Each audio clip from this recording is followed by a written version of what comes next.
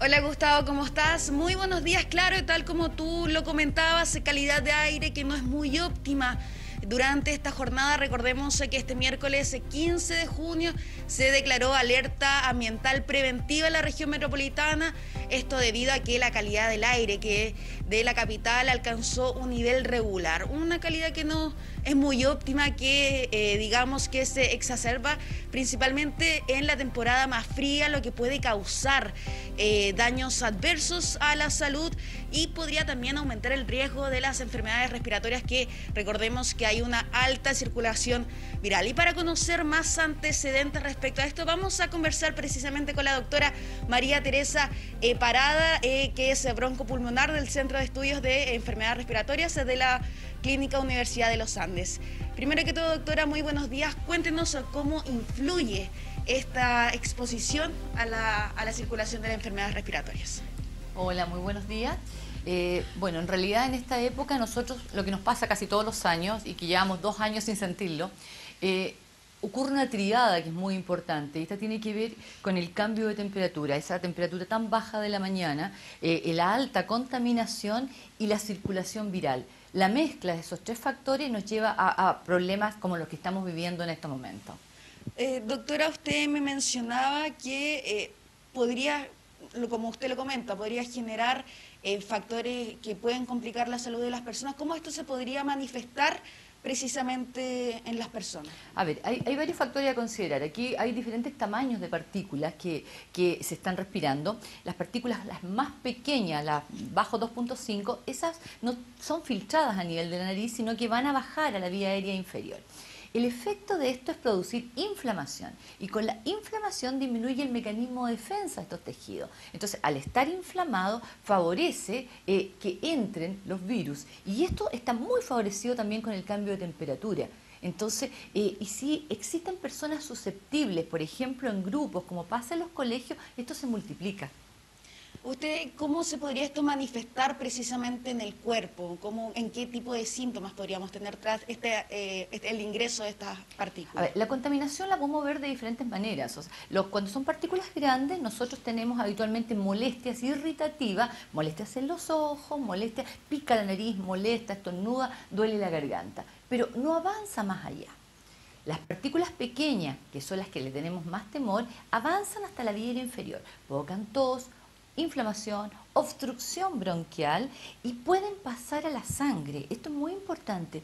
Después de episodios de preemergencia y de emergencia, aparte de haber dolor de cabeza, aumentan los problemas cardiovasculares, porque también se pueden inflamar las arterias coronarias. O sea, así de importante.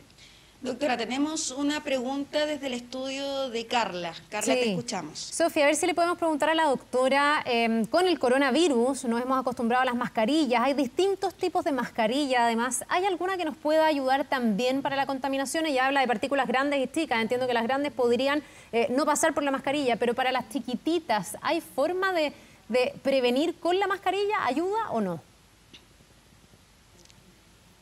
Doctora, me preguntan desde el estudio respecto al uso de la mascarilla. Llevamos aproximadamente un poco más de 2 años utilizando la mascarilla por el coronavirus. Sin embargo, esta es efectiva para poder evitar el ingreso de estas partículas. A ver, la mascarilla tiene mucha utilidad si nosotros pensamos sobre todo por las partículas más grandes. Las partículas más grandes logran un buen filtro con la mascarilla. Las mascarillas hay que cambiarlas, entonces hay más, porque se humedecen y pierden eficiencia. Pero existen mascarillas que son más protectoras, como la que hemos usado en coronavirus, que pueden filtrar partículas más pequeñas incluso. Entonces, sí son de utilidad, sobre todo en los grupos donde no exista ventilación, son de mucha utilidad. Doctora, usted antes de comenzar esta entrevista, usted me hablaba también de la contaminación intradomiciliaria. ¿Qué significa eso? A ver, nosotros estamos expuestos durante los meses de invierno a la contaminación atmosférica, habitualmente hablamos afuera, pero nunca nos olvidemos de la intradomiciliaria. Las personas que fuman adentro de su casa tienen una cantidad liberan monóxido de carbono.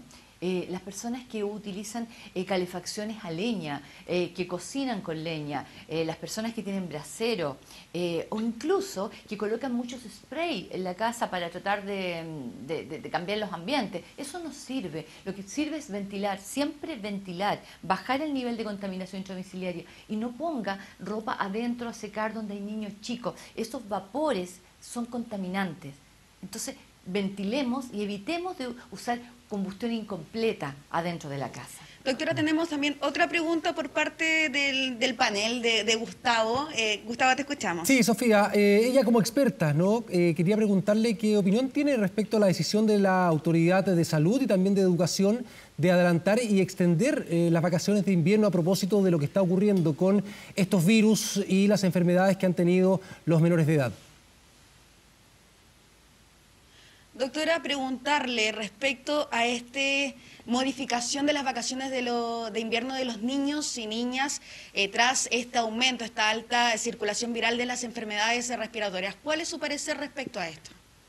A ver, yo creo que es una muy buena medida desde el punto de vista sanitario, porque los virus para multiplicarse requieren varias condiciones. Y una de esas es que estemos hacinados, que haya personas susceptibles, y aquí ha habido muchas personas que tienen susceptibilidad. Ustedes piensen que durante 2 años, al estar encerrados, no tuvimos ningún otro virus que no fuera COVID.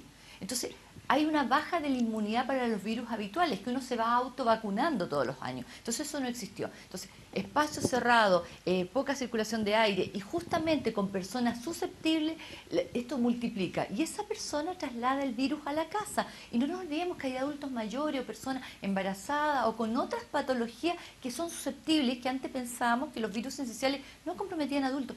Sí los comprometen y pueden ser de mucha gravedad. Doctora, también agregando respecto a las enfermedades respiratorias, sabemos que este año 2022 se adelantaron, ¿no?, en su presencia. Preguntarle cuál es el efecto también que genera esto, si es que el pic va a llegar precisamente, que son precisamente en los meses de julio, entre agosto. A ver, habitualmente los pic los tenemos nosotros, el sincicial lo teníamos a finales de mayo, comienzo de junio, y después iba seguido por la influenza, que venía un poco tiempo después, entre fines de junio o julio. Esas eran como nuestras curvas bimodales, así. Ahora nosotros lo que tenemos es una mezcla de virus, y hubo un gran adelanto del virus sincicial, pero no solo el sincicial, el metaneumovirus, que es como de la familia, son virus muy obstructivos para los niños, muy contagiosos. Esos virus, como los niños pequeños, sobre todo los chiquititos, bajo 2 años, bajo 3 años, no estuvieron en contacto con jardín, esos niños tenían pero cero contacto, cero inmunidad. Entonces era una gran población susceptible. Entonces el virus habitual se multiplicó en las personas susceptibles y eso amplificó esta enfermedad. Entonces en estos momentos eso es lo que está ocurriendo. El tener vacaciones, el aislarlo es importante. Y si tenemos un espacio en que logremos que se estabilice un poco la contaminación, las temperaturas termofísicas, los virus pueden ir con sus etapas, pero no uno encima de otro. O sea, ayuda muchísimo. O sea, podemos tener un pico, a lo mejor influenza, pero existe vacuna. Los otros virus no. Doctora, antes de despedir esta entrevista, más que nada para la gente en su casa, ¿cuáles son las enfermedades más comunes causadas quizás por este tipo de contaminación para que las puedan identificar? O sea, la contaminación en sí no es que cause una enfermedad por sí sola, sino que exacerba enfermedades, por ejemplo, la enfermedad pulmonar obstructiva, los enfisemas, la bronquitis crónica, el asma, los pacientes con enfermedades cardiovasculares, mayor susceptibilidad de exacerbarse y de adquirir enfermedades virales con esto. Eso es lo que hace. La contaminación abre la puerta para que entren los virus.